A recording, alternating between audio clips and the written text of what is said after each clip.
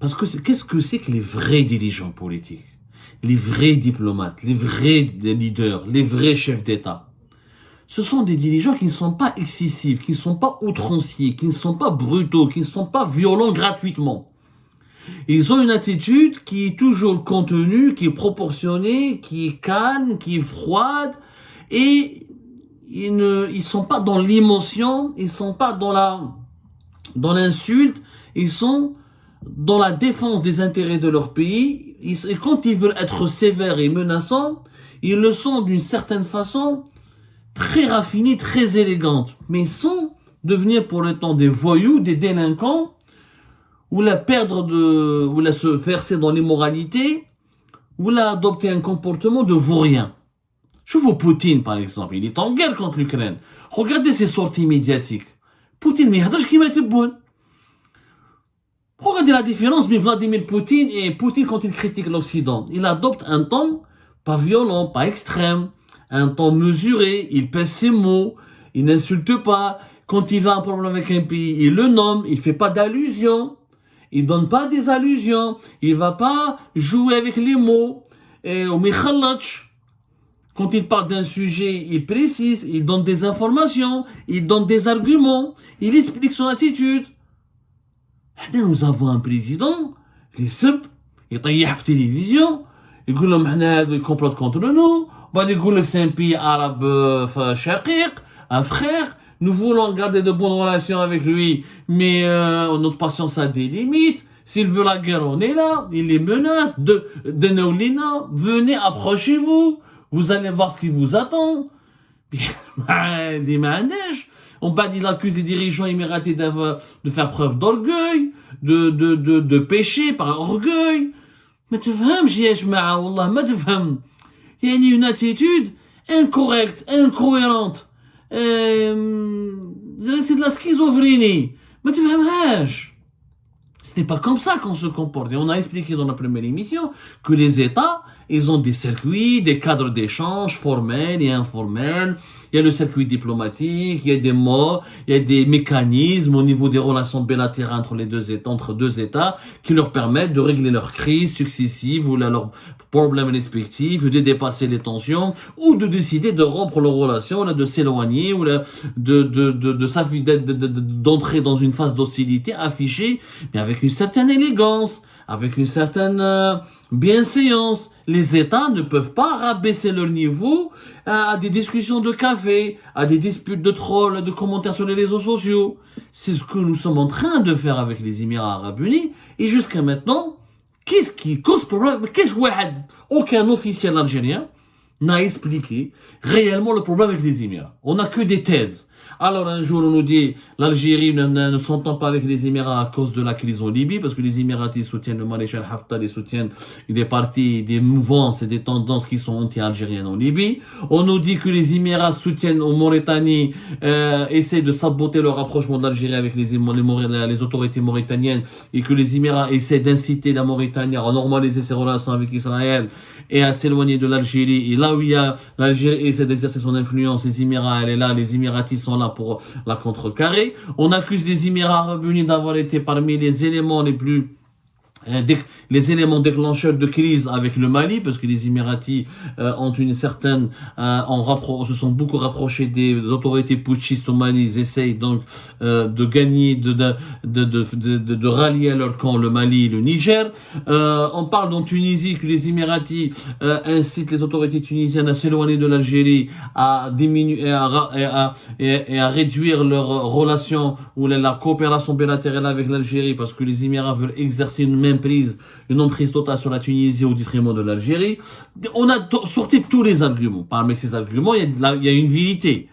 Il y a une vérité. Et les Émiratis sont devenus incontestablement une puissance régionale.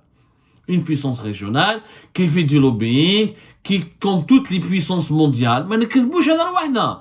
يعني, ce qu'on reproche aux Émirats, on l'a déjà reproché à la France, on l'a déjà reproché aux États-Unis d'Amérique, on l'a reproché déjà à la Grande-Bretagne, on l'a déjà reproché à la Russie de Poutine, on l'a reproché à beaucoup d'États, à l'Arabie Saoudite auparavant. C'est-à-dire que nous avons affaire à une puissance régionale qui est devenu, qui utilise ses moyens financiers importants, sa richesse, qui travaille sur son image pour promouvoir des connexions, des réseaux avec des pays en Afrique, notamment ça a commencé dans le monde arabe et musulman.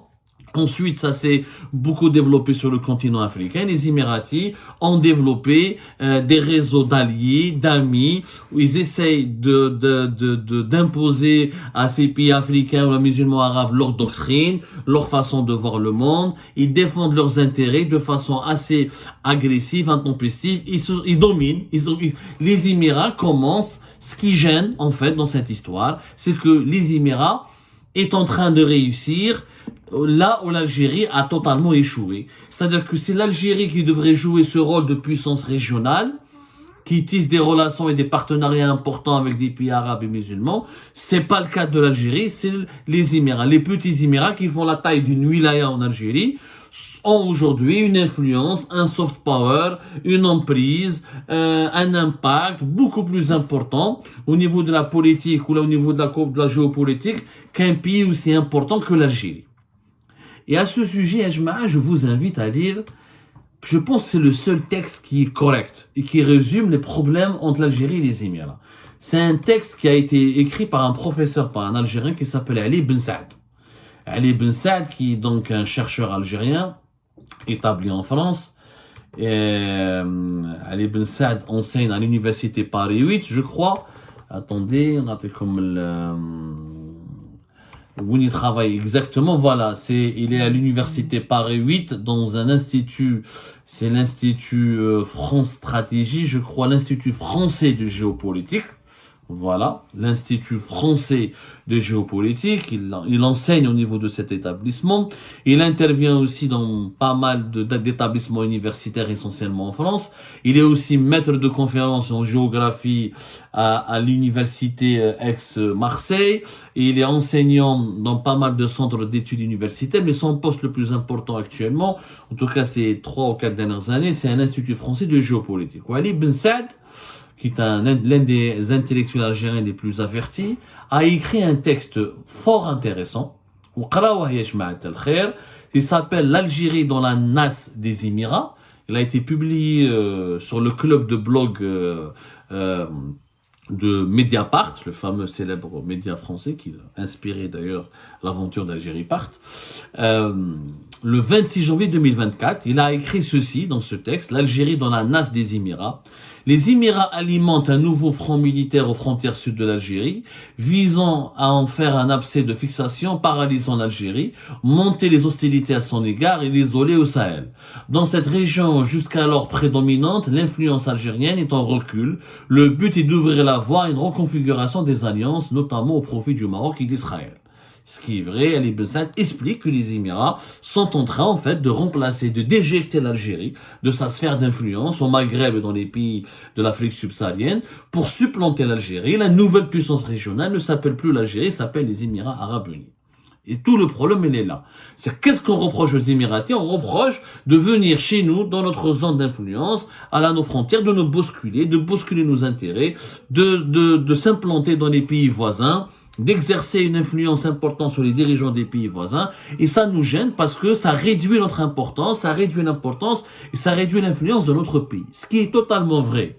Mais si les Émiratis, comment les Émiratis, avec leur petite taille, avec leur passé extrêmement ils ont un passé médiocre, les Émirats, ils existent depuis le début des années 70. Ils ont commencé à émerger, à se faire connaître que depuis la fin des années 90, début des années 2000. Comment un petit État est devenu plus puissant qu'un État que l'Algérie? D'ailleurs, les Émiratis, en fait, la réussite des monarchies du Golfe cause vraiment problème dans le monde arabe, parce que finalement, les monarchies ont remplacé les traditionnels États-nations dans le monde arabe, qui étaient eux les leaders du monde arabe et du monde musulman.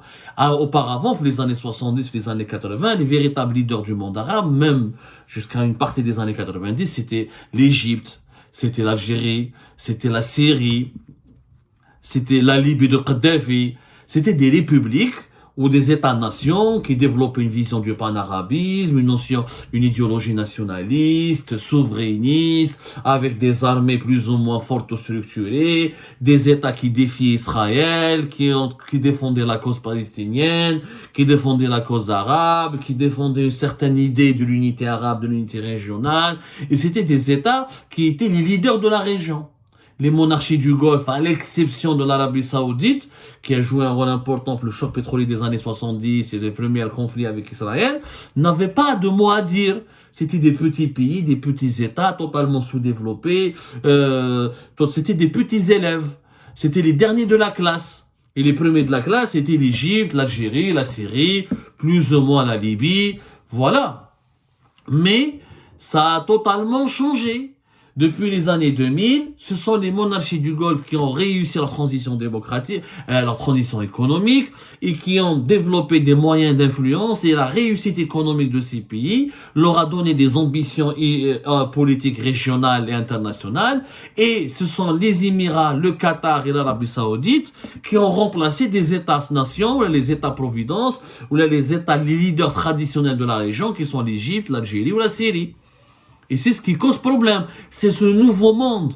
Et naturellement, nous, en tant que même les Égyptiens, les Algériens, les Tunisiens, les Libyens, on accepte tous, on voit d'un très mauvais œil cette réussite émiratie. Parce qu'elle nous interpelle. En fait, elle nous reflète réellement les Émirats. Pourquoi ça nous dérange? Au-delà de tout ce qu'on peut leur reprocher, leur lobbying, ils essaient d'imposer la dictature, ils essaient de corrompre les élites dirigeantes, et ils essaient de violer les souverainetés des pays, ils font de l'ingérence étrangère. Tout cela est vrai.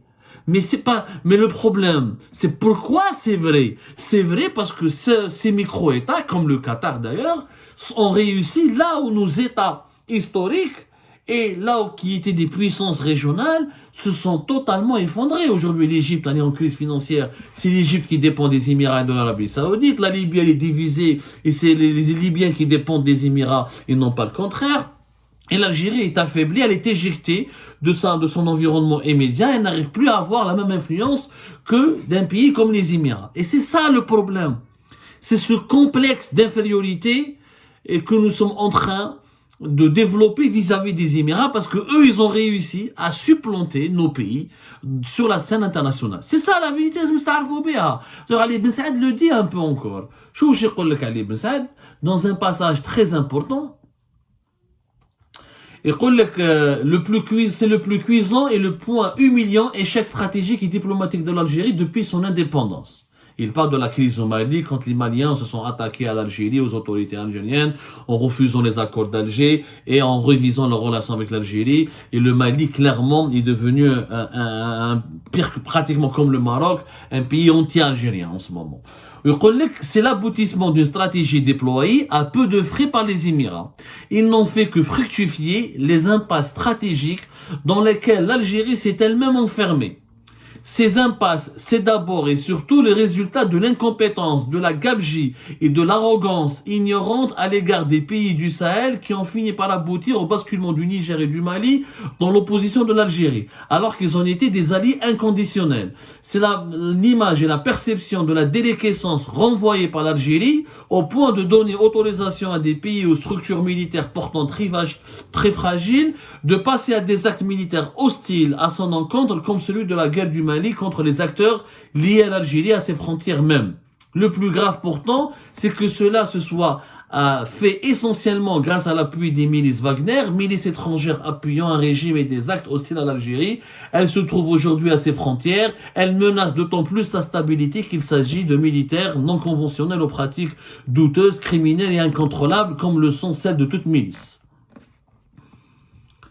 En fait, c'est l'impuissance, c'est le déclin de l'Algérie qui a permis aux Émirats de s'imposer comme la nouvelle puissance régionale qui remplace l'Algérie et qui offre sa propre vision de l'ordre politique mondial, de l'ordre politique régional. Donc, les Émiratis se sont engagés dans une brèche qui leur a été ouverte par la déliquescence, par le déclin de l'Algérie, déclin qui s'explique par l'incompétence de nos dirigeants. Depuis la maladie de Bouteflika, d'ailleurs, il faut dire, nous n'avons pas eu de problème avec les Émirats, avec Bouteflika. À l'époque de Bouteflika, il y avait des relations très harmonieuses. D'ailleurs, à l'époque du régime de Bouteflika, on refuse de le dire, que les Émiratis étaient plus proches des Algériens que des Marocains. Ça, on l'oublie de le dire. Que le Maroc il s'est rapproché que récemment des Émiratis. Que le Maroc a profité de la normalisation des relations entre Israël et les Émirats, mais aussi de la brouille et de la chute du régime de Bouteflika en Algérie pour se rapprocher beaucoup des Émirats. Et là, peut-être on devra lui consacrer une émission à part. N'oublions pas que Abdelaziz Bouteflika était l'un des conseillers du fondateur, du père fondateur des Émirats Arabes Unis à Abu Dhabi. Qu'entre 1984, 1985 jusqu'en 1987, il était le conseiller attitré des Émirats Arabes Unis et qu'il a contribué à travers ses conseils, son expertise à la construction de ce qu'on appelle aujourd'hui les Émirats Arabes Unis, les Émirats modernes. Le père fondateur, c'était le Cheikh Zayed Ben Sultan Nahyan. Abdelaziz Bouteflika était son conseiller. D'ailleurs, le séjour, la vie, la séquence émiratée dans la vie d'Abdelaziz Bouteflika, elle est très peu connue. Très peu connue. Il n'y a pas eu beaucoup d'ouvrages, de livres, de traités, de recherches sur ce que réellement a fait Abdelaziz Bouteflika aux côtés de Cheikh Zayed Ben Sultan Nahyan. Donc durant le régime Bouteflika, nous avions de très bonnes relations avec les Émiratis. On avait plus des relations problématiques avec le Qatar qu'avec les Émiratis. Ensuite, Bouteflika s'est rapproché, il a eu l'intelligence de ménager aussi le Qatar et d'essayer d'avoir une relation équilibrée avec le Qatar comme avec les Émirats. La crise avec les Émirats a commencé que depuis la chute du régime de Bouteflika. Et qu'au début, durant l'année 2020, les premières visites de Shangri-La à l'étranger étaient aux Émirats Arabes Unis. Qu'on a essayé, qu'en fait, le véritable cœur du problème, c'est que le nouveau régime algérien a tourné le dos aux intérêts émiratis et aux Émirats parce que les Émirats n'ont pas voulu valider la fiabilité, la légitimité de ce régime. Ils n'ont pas voulu construire un partenariat avec ce régime. Parce que les Émiratis ont choisi le camp du Maroc au détriment de l'Algérie, alors que durant le régime de Bouteflika, ils avaient de bonnes relations avec les deux pays, ils avaient même de meilleures relations avec Bouteflika qu'avec le Maroc. Oui, معروفة. والله معروفة. Les relations émirato-marocaines sont devenues exceptionnelles que depuis 2021-2020 jusqu'à aujourd'hui. Mais auparavant, elles ne l'étaient pas aussi exceptionnelles. Et ce qu'on oublie, c'est que les Émiratis aussi bousculent l'Algérie avec une stratégie qui ne date pas d'aujourd'hui. Les Émiratis ont commencé à investir, par exemple, sur le continent africain depuis 2013-2014.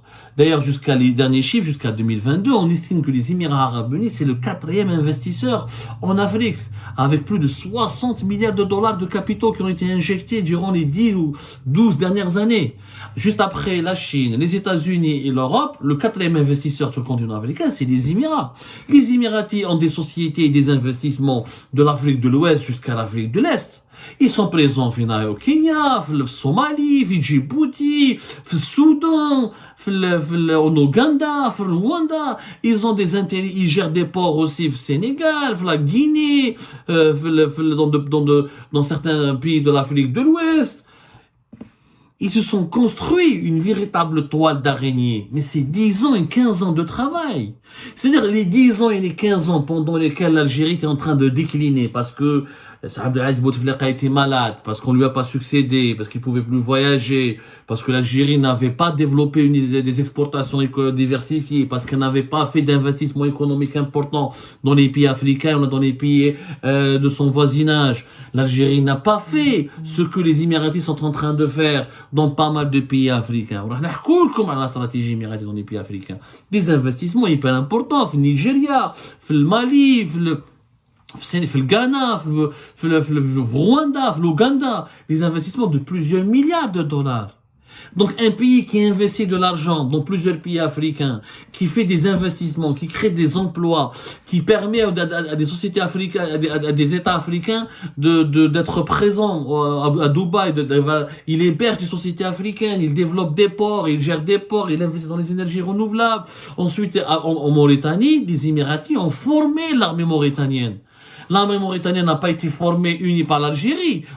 Les plus importantes formations depuis 2018-2019, les formations des généraux, là, des officiels mauritaniens, c'est les Émiratis. Il y a le quartier général à côté de Nouakchott, l'état-major mauritanien était financé en partie par les Émiratis. Les Émiratis ont commencé à avoir des bases militaires en Érythrée, à Djibouti, en Mauritanie.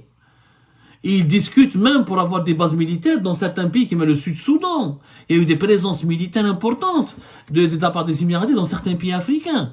Donc c'est devenu une puissance régionale qui a réussi, grâce à son développement économique accéléré, grâce à la place du commerce international, grâce aux bons usages de l'argent qui provient de son pétrole et de son gaz, les Émirats, de son pétrole essentiellement, c'est un pays essentiellement pétrolier notamment, et grâce au modèle de Dubaï qui est devenu un carrefour économique, un carrefour d'échange économique important dans la région du Moyen-Orient, qui permet aussi à des pays africains ou la maghrébins d'accéder directement à la mondialisation. Il y a des pays qui mènent le Tchad, qui mènent le Niger, qui mènent le Soudan, qui mènent le Rwanda, l'Ouganda. Il y a pas mal de pays africains qui ont pu, grâce à Dubaï, entrer dans la mondialisation. Leurs élites sont présentes, ils ont